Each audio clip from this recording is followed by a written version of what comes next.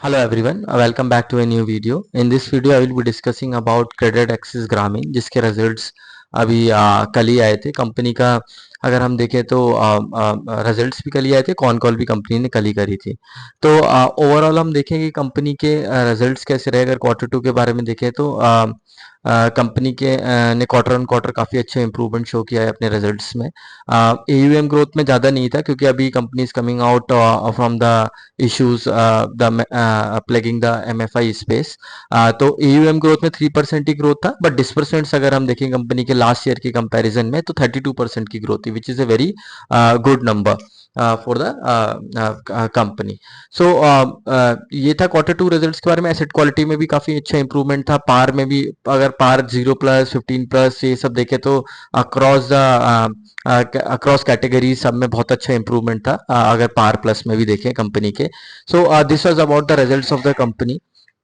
Quarter two के कैसे रहे। एसेट क्वालिटी फ्रंट पे काफ़ी अच्छे थे जो सिक्वेंशियल इंप्रूवमेंट थी एसेट क्वालिटी में वो भी काफ़ी सही रही, और जो डिसबर्समेंट ग्रोथ थी वो भी काफ़ी अच्छी थी। अगर बॉटम लाइन में भी देखें तो कंपनी के जो बॉटम लाइन था उस पर भी काफ़ी अच्छा इंप्रूवमेंट था, all thanks to the improvement in the asset quality of the company, जिसकी वजह से इनको कम प्रोविजंस करने पड़े and then it reflected in the bottom line as well. So ये था क्वार्टर टू रिजल्ट्स के बारे में कंपनी के। अगर हम ओवरऑल देखें कंपनी की 3 प्रोडक्ट्स हैं। अगर हम सॉरी एमएफआई स्पेस में है कंपनी मेनली, और उसमें एक ग्रुप लोन और है ना एक ग्रुप लोन में इनका मेजोरिटी ऑफ द लोन्स है। रिटेल फाइनेंस जिसमें इंडिविजुअल लोन्स देते हैं पीपल को, यील्ड सेम ही रहता है ऑलमोस्ट, जो जीएलपी लोन में यील्ड होता है उसके अराउंड ही रहता है। तो एक वो है कंपनी का, एंड देन थर्ड अगर हम देखें हाउसिंग लोन है जिसका यील्ड कम है, but that is very miniscule part of the portfolio for the company. So अगर हम ओवरऑल अभी देखें कंपनी का कॉन कॉल कैसा था, तो ओवरऑल हम कॉन कॉल देखें तो बहुत ही पॉजिटिव था कॉन कॉल कंपनी का। Company was very sure that के the H2 would be very good for the company. Company saying that के 12 to 14% का overall GL loan growth, gross loan portfolio को they will be able to grow in FY26। इसमें एक चीज ये देखने वाली बात है, कंपनी पहले जब स्टार्टिंग में आई थी ईयर के तो दे वर सेइंग कि we will be able to do 14 to 18%।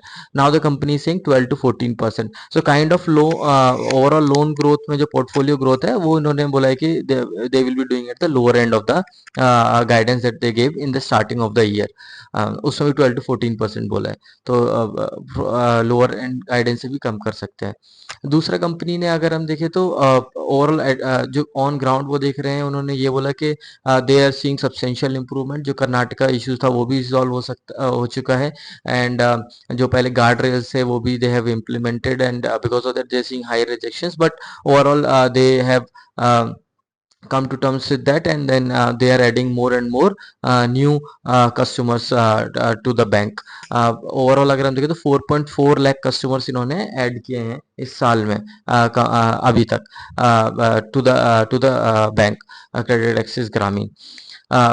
तो ये है इसके बारे में। और अगर हम आगे देखें कंपनी का, तो एसेट क्वालिटी के टर्म्स में कंपनी ने बोला कि जो पहले गाइडेंस दी थी कंपनी ने उसमें 70 to 80 बिप्स का एडिशन होगा एसेट क्वालिटी में। वो रीजन उन्होंने ये बोला कि जो प्रोविजंस इनको क्रिएट करने होते हैं, उसका जो फॉर्मूला मेथोडोलॉजी यूज होती है वो लास्ट 36 मंथ्स का take into consideration of the last 36 months. तो उसमें जो अभी लास्ट ईयर का तो काफी खराबी रहा है एसेट क्वालिटी प्रोविजंस वगैरह हायर करने, तो उसकी वजह से ईसीएल जो प्रोविजंस है, पीडी और एलजीडी रेशियो होते हैं वो इंप्रूव हो जाएंगे, इंक्रीज हो जाएंगे, जिसकी वजह से इनको प्रोविजंस हायर करने पड़ेंगे। That will ultimately lead to an increase of 70 to 80 bips of in the credit cost for the company.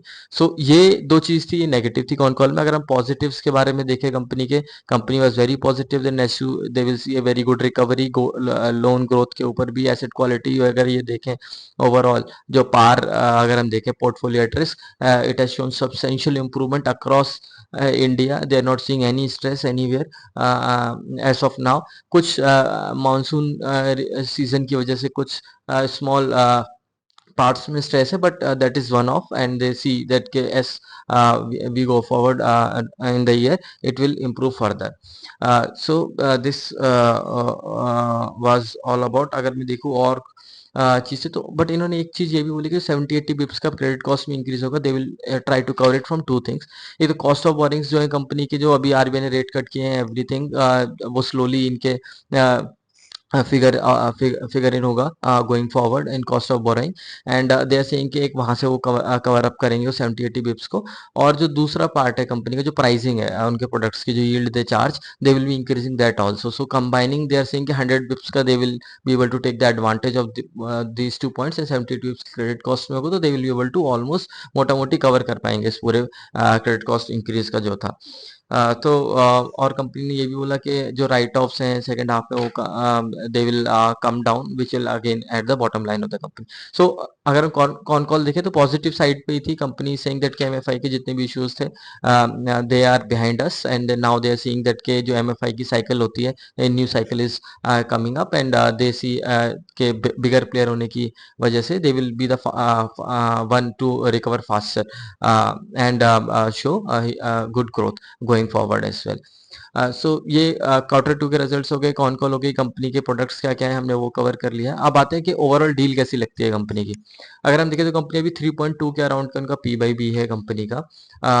और अगर हम उस पी बाई बी देखें, आर ओ ए कंपनी जो एक्सपेक्ट करता है गोइंग फॉरवर्ड 4 to 4.5% के बीच में करता है। तो ओवरऑल अगर हम देखें कंपनी का, तो री रेटिंग परस्पेक्टिव से ज़्यादा अपॉर्चुनिटी बचती नहीं है कंपनी के लिए। ऑलरेडी एक है ना अच्छे लेवल पे ऑलरेडी है ना ट्रेड कर रहा है कंपनी पी बाई बी के परस्पेक्टिव में। अर्निंग्स ग्रोथ के परस्पेक्टिव में देखें, डेफिनेटली अभी लास्ट 12 to 18 मंथ्स काफी खराब रहे हैं बॉटम लाइन परस्पेक्टिव से, लास्ट 4 to 5 क्वार्टर्स। तो वो जो एक नॉर्मलाइजेशन होगा going forward because of improving asset quality, तो उसकी वजह से बॉटम लाइन में ग्रोथ आएगी, और वही अर्निंग्स ग्रोथ जो रहेगी वही ड्राइव करेगी प्राइसेस को कंपनी के। एंड जो री रेटिंग की अपॉर्चुनिटी से जो ग्रोथ आएगी स्टॉक प्राइस में, वो तो अभी लगता नहीं है कुछ ज़्यादा आएगी। So overall good set of numbers for the company. But अगर मेरे को एमएफआई की जो रिकवरी की साइकिल है उसको प्ले करना है, तो I will play with companies like जहाँ पे री रेटिंग की अपॉर्चुनिटी भी ज़्यादा मिले और अर्निंग ग्रोथ तो साथ में रह ही रहे। So this is from my side. Do let me know if you have any comments on this video. Thank you for watching this video.